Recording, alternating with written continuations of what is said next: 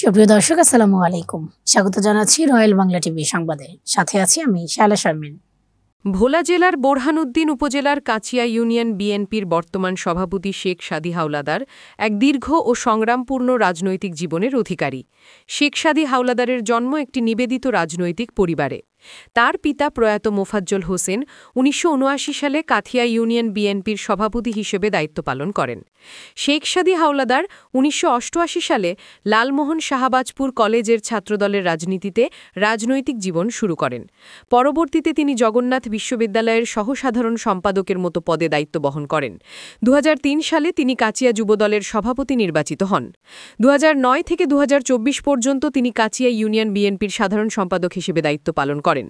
২০২৫ সালে সাংগঠনিক দক্ষতার ফলস্বরূপ তিনি কাচিয়া ইউনিয়ন বিএনপির সভাপতি নির্বাচিত হন। আওয়ামী লীগ সরকারের সময়কালে তাকে প্রায় ৩০ থেকে ৩৫টি রাজনৈতিক মামলার শিকার হতে হয়েছে এবং এই কারণে তাকে জেলেও যেতে হয়েছে। রাজনীতিতে সক্রিয় থাকার কারণে তিনি যে প্রতিকূলতা ও চ্যালেঞ্জ মোকাবিলা করেছেন তারই বক্তব্য তারই ইঙ্গিত দেয়। সুপ্রিয় দর্শক, শুভেচ্ছা রয়্যাল বাংলা টিভির পক্ষ থেকে। আপনারা জানেন ৫ই আগস্টের পর সারা বাংলাদেশেই আমাদের রয়্যাল বাংলা টিভির পক্ষ থেকে অনুসন্ধানী কাজ চলছে। বাংলাদেশ জাতীয়তাবাদী দল বিএনপির নেতা কর্মীরা মাঠ পর্যায়ে কিভাবে কাজ করছেন এসব বিষয়ে আমরা কাজ করে চলেছি। আমাদের ধারাবাহিকতা অব্যাহত রয়েছে। আজকে আমি এই মুহূর্তে রয়েছি ভোলা জেলার বোরহানউদ্দিন উপজেলার কাচিয়া ইউনিয়ন বিএনপি সভাপতি মোহাম্মদ শেখ সাদী হাওলাদারের বাসায় আমি এসেছি। আমরা আজকে জানতে চাইব তার রাজনৈতিক জীবন গল্প এবং ৫ই আগস্টের কেন এই ৫ই আগস্ট তারা ঘটালেন, কেমন বাংলাদেশ প্রত্যাশা করেছিলেন, পরবর্তীকালীন সেই প্রত্যাশিত বাংলাদেশ পেয়েছেন কিনা। সাথে থাকুন। যে আপনার রাজনৈতিক জীবন গল্প আমরা জানতে চাইব।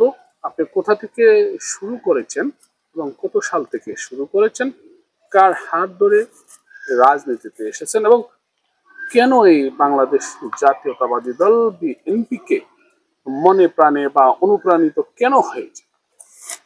আমি মোহাম্মদ শেখ সাদী হাওলাদার, পিতা মৃত মোফাজ্জল হোসেন ওরফে বজলু হাওলাদার। আমি 1988 সালে লালমোহন শাহবাজপুর কলেজে ছাত্র দলের জয়েন্ট সেক্রেটারি ছিলাম। তখন লালমোহন থানা বিএনপি সাধারণ সম্পাদক ছিলেন আনিসুল হক মিয়া। তার হাত ধরে আমি ছাত্র দলে অংশগ্রহণ করি এবং ছাত্র দল করি। পরবর্তীতে আমি লালমোহন কলেজ থেকে পরে আমি জগন্নাথ বিশ্ববিদ্যালয়ে পড়ি। তখন 1994-95 শিক্ষাবর্ষের সময় আমি জগন্নাথ বিশ্ববিদ্যালয়ের ছাত্র দলের সাধারণ সম্পাদক ছিলাম। পরবর্তীতে 2003 সালে আবার আমাদের ইউনিয়নে চলে আসি, কাচিয়া ইউনিয়নের যুব দলের সভাপতি। 2003 সাল থেকে 2009 সাল পর্যন্ত যুব দলের সভাপতি ছিলাম।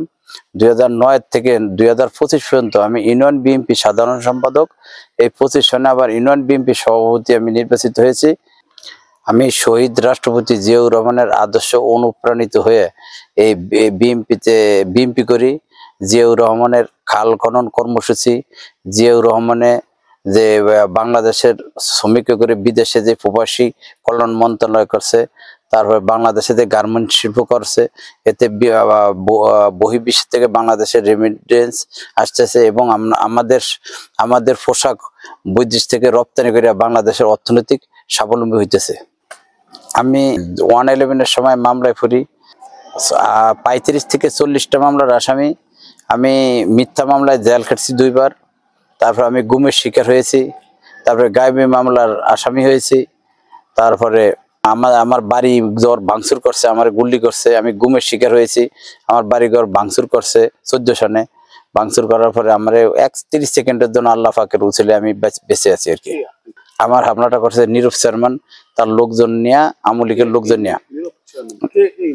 নীরব চেয়ারম্যান আমার কাছে আওয়ামী লীগের সভাপতি নীরব চেয়ারম্যান এবং তার বাতিজা হইল রাজীব হাওলাদার যুবলীগের সভাপতি এবং তার অঙ্গ সংগঠনের লোক সহকারে আমার বাড়িঘর হামলা করছে, আমারে মারার জন্য আসছে। পরবর্তীতে আল্লাহর অশেষ রহমতে আমরা বেঁচে গেছি।